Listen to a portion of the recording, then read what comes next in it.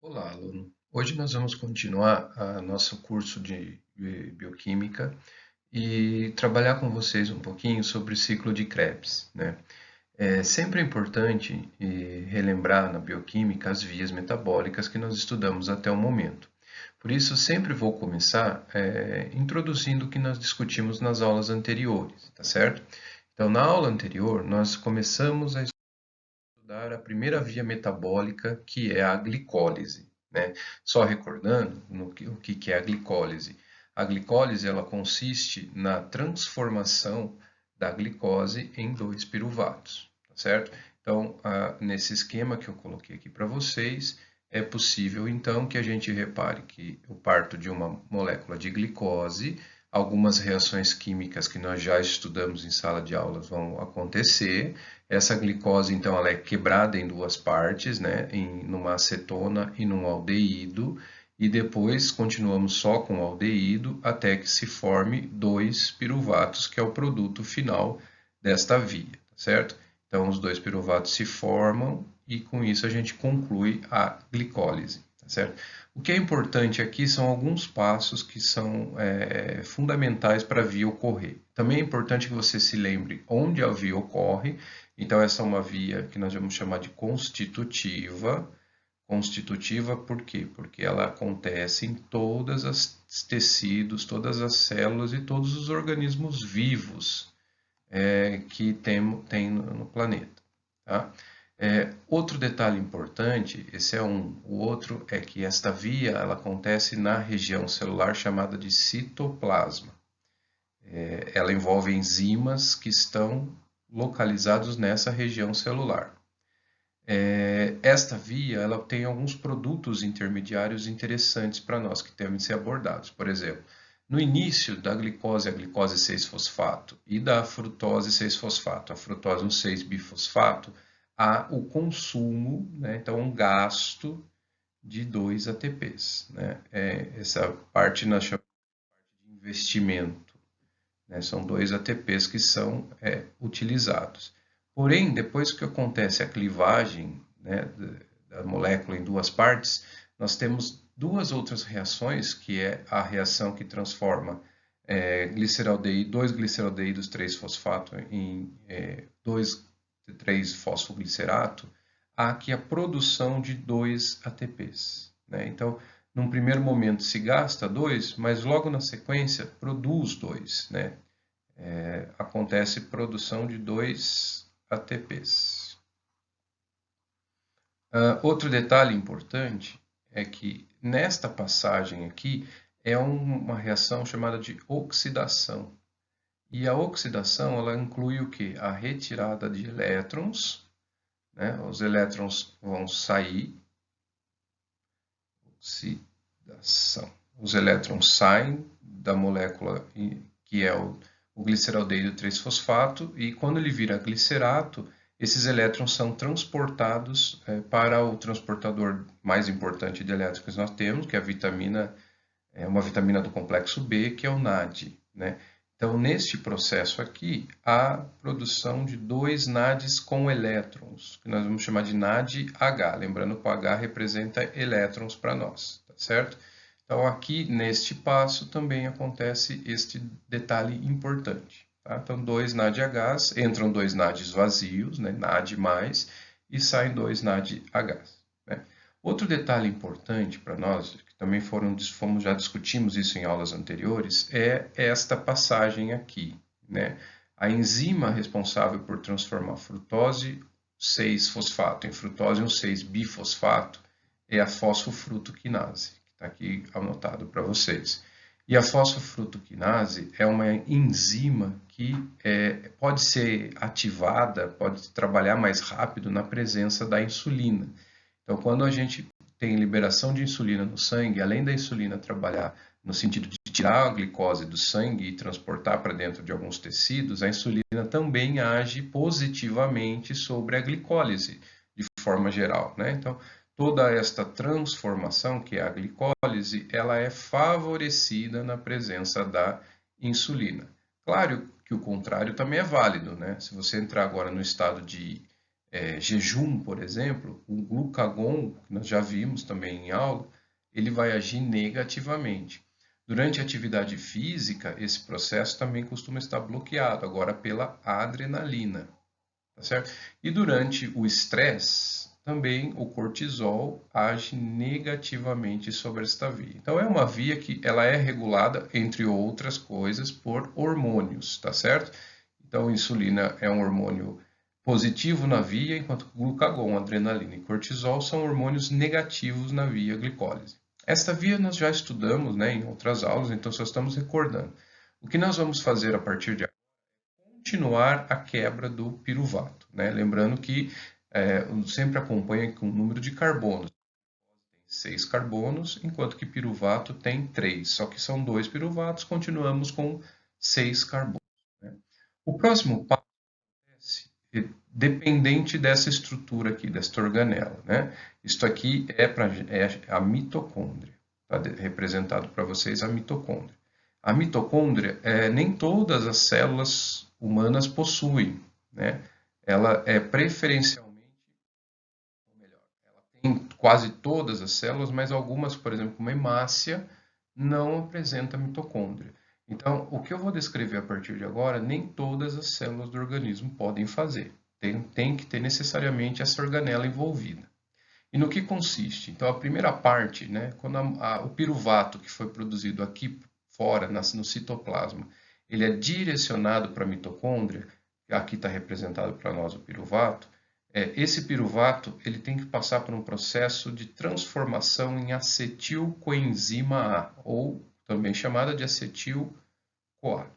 Essa transformação ela acontece na membrana da mitocôndria, tá certo? E no que consiste? Veja, aqui está representado para nós os 3 carboninhos do piruvato.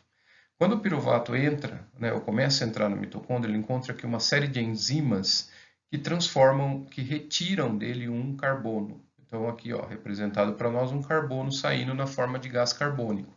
Portanto, o acetil, que vem do piruvato, ele tem 2 carbonos apenas.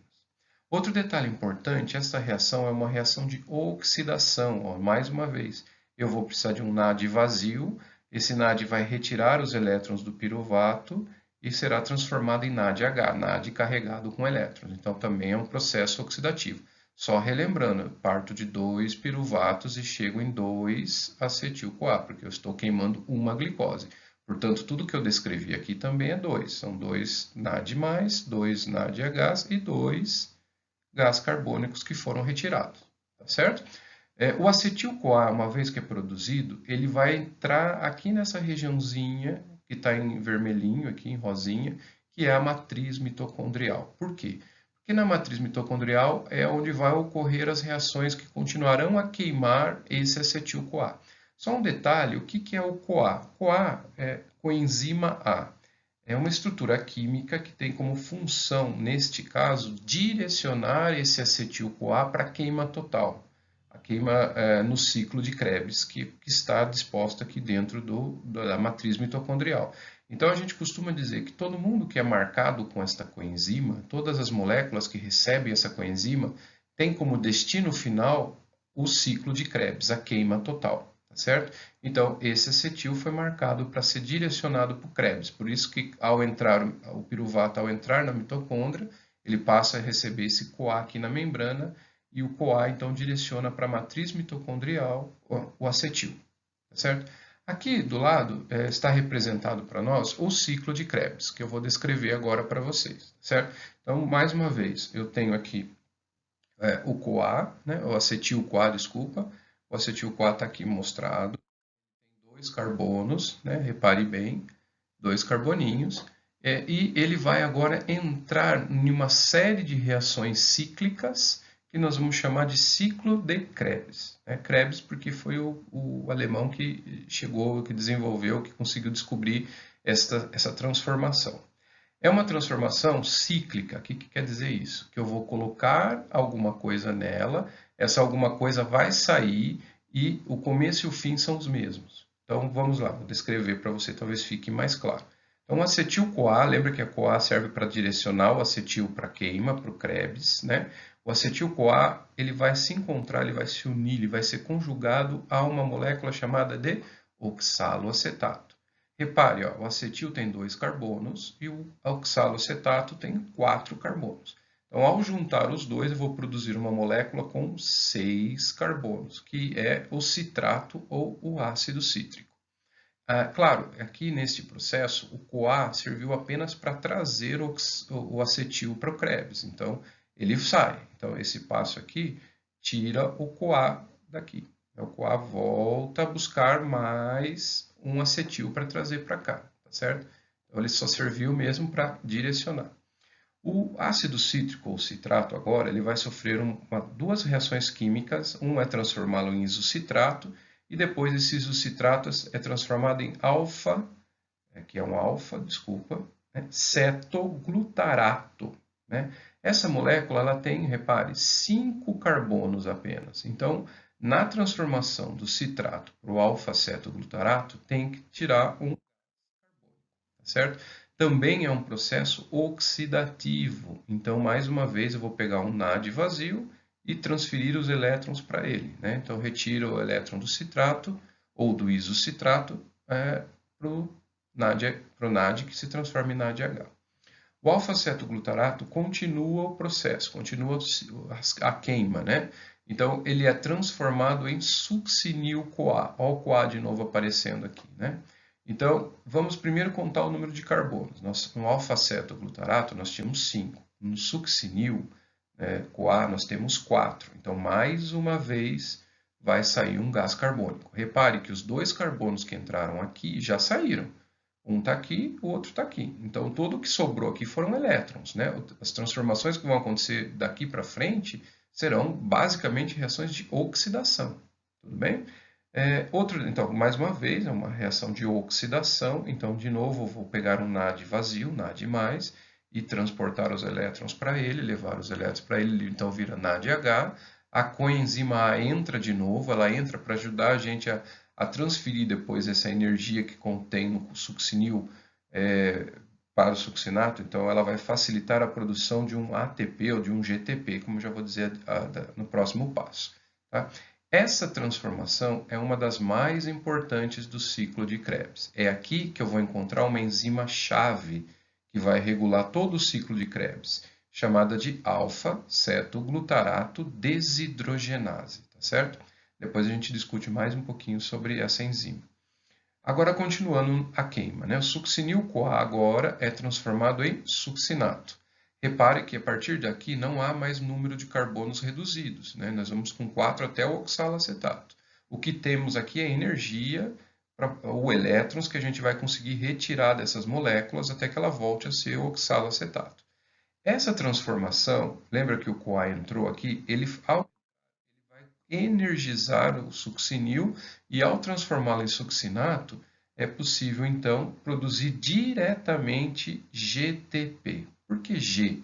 Lembra que eu já expliquei para você que a primeira letra aqui refere-se a uma base nitrogenada e ela não tem grande importância para bioenergética, vamos chamar assim, né? O que importa é o trifosfato.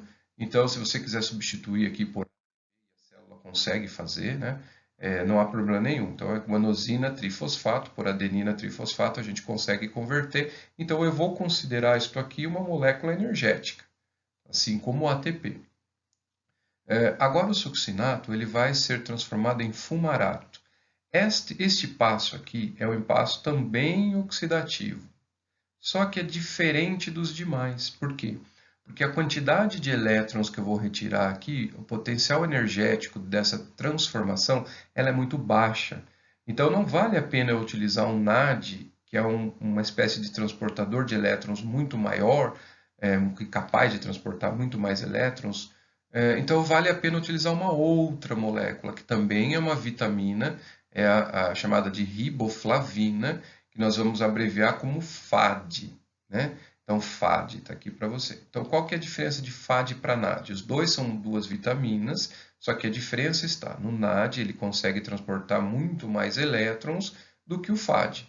Portanto, ele tem um poder de oxidação, vamos dizer assim, né? É um oxidante mais fraco. Tá? Mas, em todo caso, ele retira elétrons, é uma oxidação. Só que essa pequena diferença entre NADH e FADH2. O passo é transformar fumarato em malato. Essa transformação é uma desidratação, portanto, está saindo. E depois esse malato é transformado em oxaloacetato. Essa transformação também é oxidativa, e veja mais uma vez, é uma oxidação forte. Eu vou precisar de um NAD e vou carregá-lo de elétrons com NADH, tá certo? Então, mais uma vez, sai um NADH aqui. E, finalmente, eu chego no oxaloacetato, que mais uma vez vai encontrar o acetil-CoA e vai dar mais uma volta no ciclo de Krebs. E todas essas reações acontecem novamente.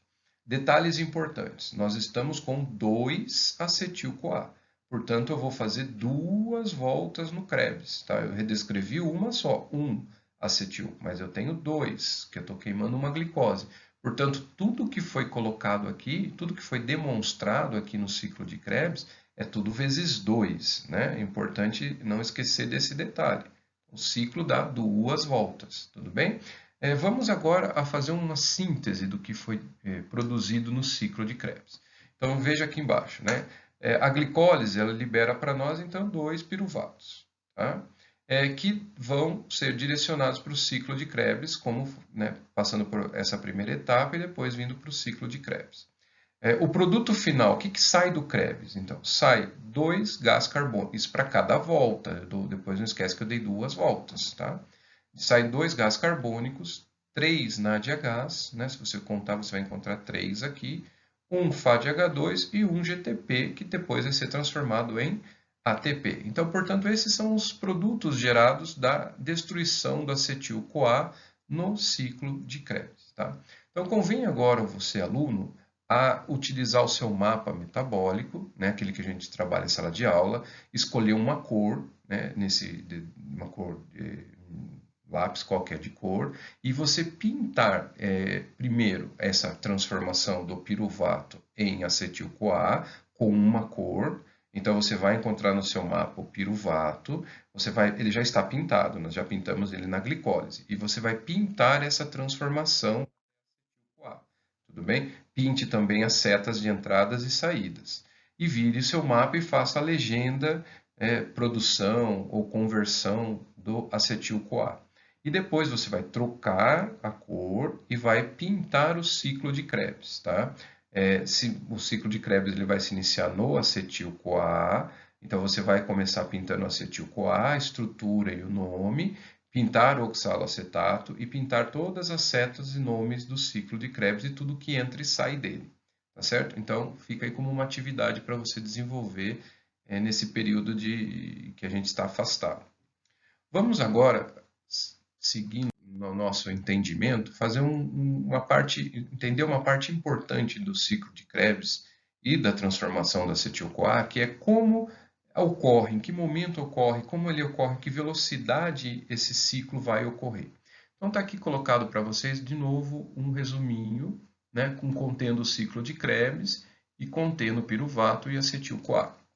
Não esqueçam que toda essa transformação ela é altamente dependente da mitocôndria. Então, repare aqui, ó, piruvato, 3 carbonos, é transformado em acetil-CoA, 2 carbonos. Essa acontece por um complexo enzimático chamado de piruvato desidrogenase. Por que desidrogenase? O des vem do prefixo grego que quer dizer sem.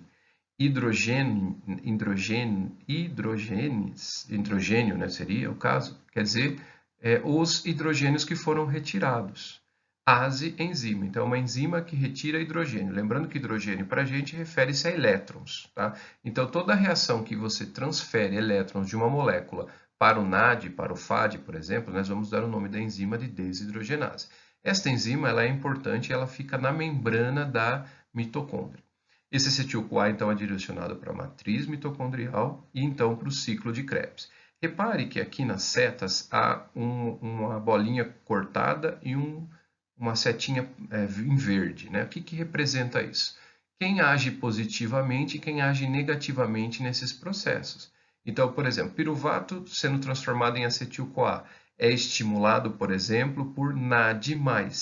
Então, quando a célula possui muito NAD+, ou NAD vazio, sem elétrons, essa transformação é favorecida. Por outro lado, quando a célula tem muito ATP, esta transformação fica dificultada, tá certo? Seguindo em diante, então, de acetil-CoA para citrato, né, já no ciclo de Krebs. De novo, eu tenho aqui, ó, principalmente o ATP, é aqui que eu quero discutir muito com vocês. Repare que se a célula, olha quantos pontos, né, os 3 primeiros que são os mais importantes. Se a célula tiver uma alta quantidade de ATP, ou seja, ela não precisa agora produzir mais energia, ela vai desligando ou tornando a via mais lenta, tá vendo?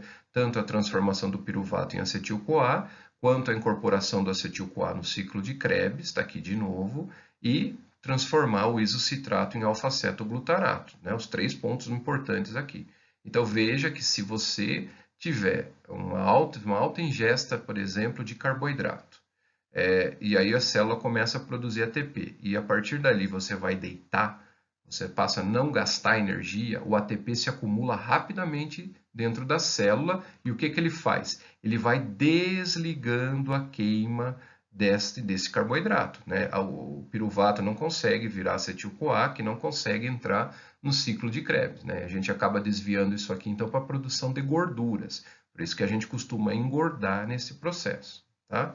Então, veja que o Krebs, principalmente, né, ele depende da demanda energética. Então, como é que eu faria para queimar, por exemplo, muito carboidrato e até mesmo muita gordura?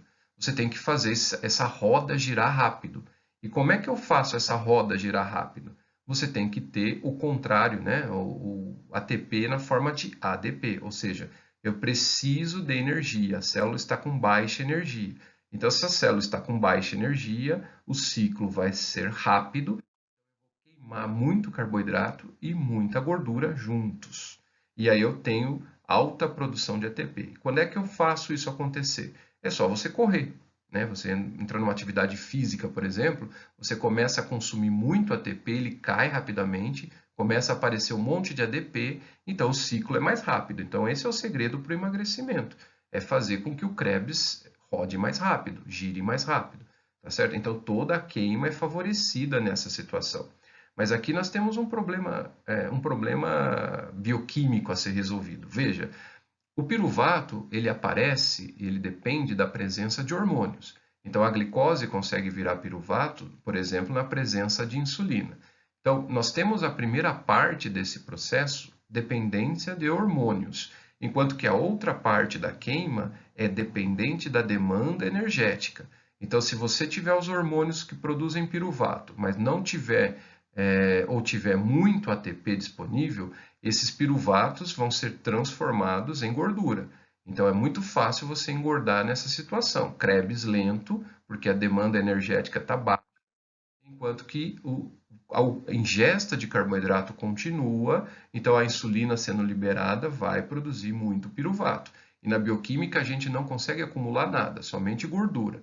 Então esse carboidrato que está sendo consumido e produzido na forma de piruvato, gerado piruvato, porque tem presença de insulina, nós vamos desviar para a produção de gorduras. Então a pessoa tende a engordar nesse processo. Veja, para um aluno de nutrição, esse esquema aqui ele é muito importante, porque você vai trabalhar com esse esquema na hora em que a pessoa pede para que você monte um cardápio possível para emagrecimento. Então, aí você pode, por exemplo, controlar a ingesta de carboidrato, controlar a liberação de insulina e, com isso, indicar para ele que nós controlamos, vocês conseguem controlar a primeira parte que é dependente de hormônio, mas que ainda é necessário ativar o Krebs. E o Krebs pode ser ativado, então, na presença ou na ausência de ATP, ou baixa quantidade de ATP. Então, tem que fazer uma atividade física associada para que você consiga favorecer a queima. Bom, vamos seguir agora com uma proposta para vocês. Então, eu apresentei o Krebs, né, e a transformação do piruvato em acetil-CoA. Eu vou deixar uma interatividade, né, um caso para nós estudarmos. Esse caso vai ser importante na aula de quarta-feira, de manhã, em que a gente vai se encontrar e nós vamos discutir um pouquinho sobre ele, né? Então, aqueles 40 minutos que a gente vai fazer no Zoom é mais ou menos baseado nessa interatividade. Então, qual é a interatividade que eu vou propor para vocês? Imagine que seja possível isolar mitocôndrias, né, num tubo de ensaio, por exemplo. Então, uma suspensão de mitocôndrias foi incubada separadamente. Então, nós vamos colocar no primeiro tubo de ensaio acetil-CoA. No segundo tubo de ensaio, piruvato. No terceiro tubo, frutose. No quarto, citrato. No quinto, glicose. E no sexto, amido. Então, eu tenho 6 tubos de ensaio, cada um deles contendo mitocôndrias, e eu vou colocar, então, em cada um deles essas 6 moléculas. E a pergunta é, em quais casos é possível eu ter um aumento na quantidade de oxaloacetato? Então, será que todos os 6 eu vou ter a presença de oxaloacetato? Provavelmente não. E quais, né? Quais que eu vou identificar, então? Então, no acetil-CoA eu tenho aumento de oxaloacetato, no piruvato eu tenho aumento. E por que ocorre esse aumento, né? Então, do oxaloacetato na presença de piruvato, de frutose, de citrato, enfim. Vamos discutir um pouquinho, vamos pensar um pouquinho sobre essa interatividade e na nossa aula a gente discute com o grupo todo, tá bem? Então agora eu vou fazer um convite para vocês, não deixem de frequentar a aula nossa de quarta-feira, confira o horário e o cronograma que eu postei no Google Classroom. Nós vamos usar o Zoom para fazer esse chat, não vamos usar o Classroom, nós vamos usar o Zoom, que eu pedi que vocês baixassem o aplicativo, e nós vamos trabalhar, então, essa interatividade por lá. Tá bem? Então, até a próxima.